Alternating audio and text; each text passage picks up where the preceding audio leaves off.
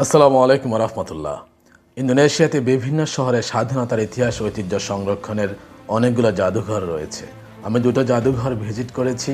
আজকে ইন্দোনেশিয়ার বান্দুং শহরে আমার বিশ্ববিদ্যালয়ের মেইন ক্যাম্পাসের বিপরীতে অবস্থিত ছোট্ট একটি জাদুঘরে এসেছি। এটার নাম হচ্ছে মনুমেন্ট পেরজুয়াঙ্গান ডাকিয়াত জাওয়া বারাত, ইন্দোনেশিয়া। একটি দেশ কখন থেকে স্বাধীন হওয়ার পরিকল্পনা শুরু করে, কখন থেকে তারা মুক্ত হওয়ার লড়াই সংগ্রাম শুরু হয়, তার সংক্ষিপ্ত ইতিহাস এই জাদুঘরে তুলে ধরার চেষ্টা করা হয়েছে। জাদুঘরে প্রবেশের পূর্বে বাহিরের দেয়ালে তাদের স্বাধীনতা সংগ্রামের কিছু চিত্র তুলে ধরা হয়েছে। একটা কথা এখানে না বললেই নয়, ইন্দোনেশিয়া স্বাধীনতা অর্জন করে 1945 সালের 17ই আগস্ট। 1945 সালের পর বিভিন্ন সময়ে ইন্দোনেশিয়াতে আন্দোলন সংগ্রাম হয়, তবে তার পরবর্তীতে 8 বার ইন্দোনেশিয়াতে বিভিন্ন সময়ে গণ আন্দোলন সংগ্রাম হয়েছে, কিন্তু কখনোই দেশের স্বাধীনতা সংগ্রামের মহানায়কদের অসম্মান করা হয়নি। কখনো স্বাধীনতা সংগ্রামের চিহ্ন মুছে দেওয়ার চেষ্টাও করা হয়নি। কখনো গুণাক্ষরে বলা হয়নি যে স্বাধীনতা পরবর্তী ঘটে যাওয়া আন্দোলনগুলো স্বাধীনতা আন্দোলনের চেয়ে কম নয়। এমনও হয়েছে, ইন্দোনেশিয়ার যিনি 31 বছর শাসন করেছেন, যাকে ইন্দোনেশিয়ার ফাদার অফ ডেভেলপমেন্ট বলা হয়, সেই প্রেসিডেন্ট সুহার্তো 1998 সালে গণ আন্দোলনের মুখোমুখি হন। সে আন্দোলনে 2000-এর অধিক সংখ্যক আন্দোলনকারীকে সুহার্তো সরকার হত্যা করে। আন্দোলনের এক পর্যায়ে প্রেসিডেন্ট সুহার্তো পদত্যাগ করেন, কিন্তু ইন্দোনেশিয়ার স্বাধীনতা সংগ্রামে অবদান এবং ইন্দোনেশিয়ার উন্নয়নের কারিগর সুহার্তোকে যথাযথ সম্মানের সাথে ইতিহাসে তাকে স্থান দেওয়া হয়েছে। প্রত্যেকটা মিউজিয়ামে প্রেসিডেন্ট সুহার্তোকে দেখতে পাবেন। আমি অন্য একটা শহরে প্রেসিডেন্সিয়াল মিউজিয়ামে গিয়েছি, সেখানেও আন্দোলনের মুখে পদত্যাগকৃত প্রেসিডেন্ট সুহার্তোকে দেখেছি। এটাই ইন্দোনেশিয়া, যারা তাদের শিকড়কে সম্মান করতে জানে, আর যারা তাদের শিকড়কে সম্মান করতে জানে তাদের উন্নতি অনিবার্য। যদি এমন হতো যে সুহার্তোর পদত্যাগের পর দেশের জন্য তার সকল অবদান মুছে দেওয়ার চেষ্টা করা হতো, তথা কথিত টোকাইরা তার বা তার অনুসারীদের সম্ভাবনা ছেড়ে ফেলার চেষ্টা করত, তবে হয়তো ইন্দোনেশিয়া আজকে রপ্তানি আয়ে পৃথিবীর 7 থেকে 8 নম্বরে আসতো না। আসুন দেখি মিউজিয়ামের ভিতরে কী কী সংরক্ষিত রয়েছে। ইন্দোনেশিয়া শুরু থেকেই ডাচ নিয়ন্ত্রণাধীন ছিল। মূলত নেদারল্যান্ডসই ইন্দোনেশিয়াকে পরাধীনতার শৃঙ্খলায় আবদ্ধ করে রেখেছিল। তারপর দ্বিতীয় বিশ্বযুদ্ধের পরে তারা নেদারল্যান্ডস থেকে স্বাধীনতা অর্জন করে অনেক ত্যাগ সংগ্রামের মাধ্যমে।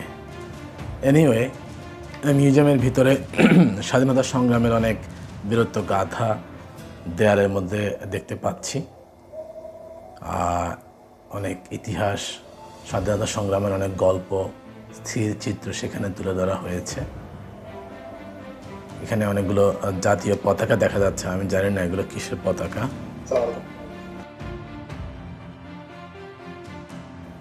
দেখুন যে এখানে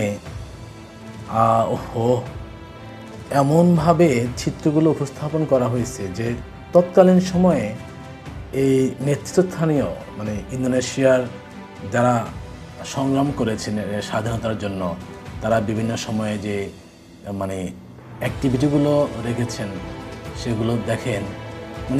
এটা 3D চিত্রের মাধ্যমে সেগুলোকে তারা তুলে ধরছে। যে তাদের ইন্দোনেশিয়ান লিডাররা একটা মিটিংয়ে তারা বসেছেন, যে দেখেন যুদ্ধের ময়দানে দেখা যাচ্ছে যে নেদারল্যান্ডসের সৈনিকদের সাথে ইন্দোনেশিয়ান মুক্তিযোদ্ধারা এই যে যুদ্ধের অনেকগুলো স্থির চিত্র 3D আকারে তারা সেখানে উপস্থাপন করেছে।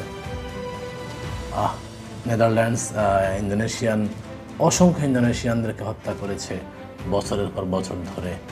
তারপর তারা বিপ্লবীর ভূমিকায় বিদ্রোহ শুরু করেছে।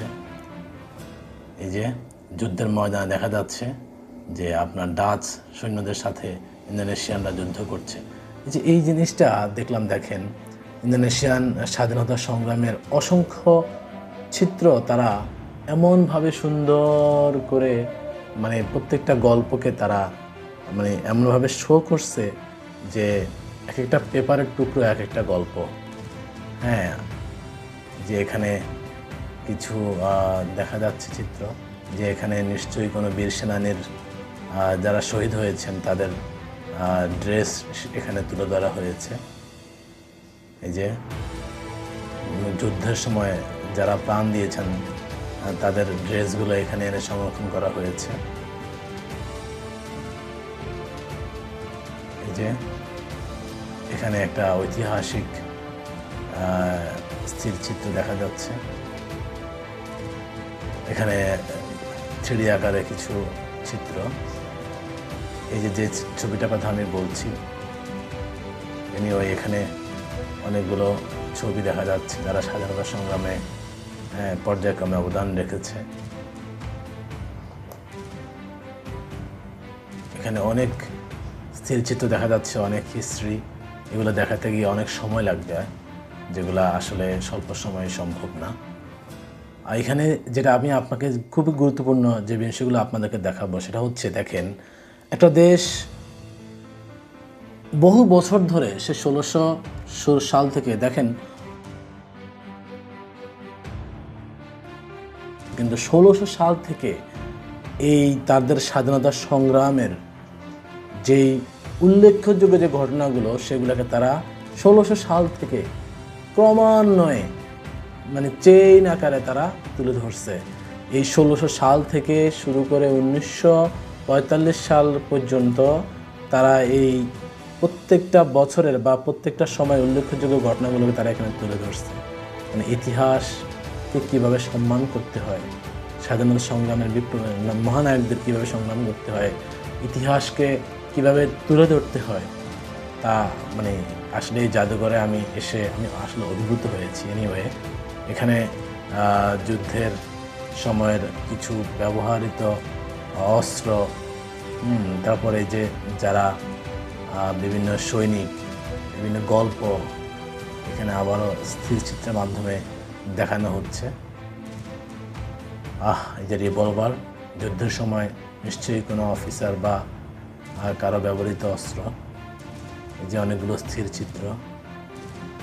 এই যে দেখেন সে সময়ের ইন্দোনেশিয়ার স্বাধীনতা সংগ্রামের মহানায়কদেরকে এখানে দেখানো হচ্ছে।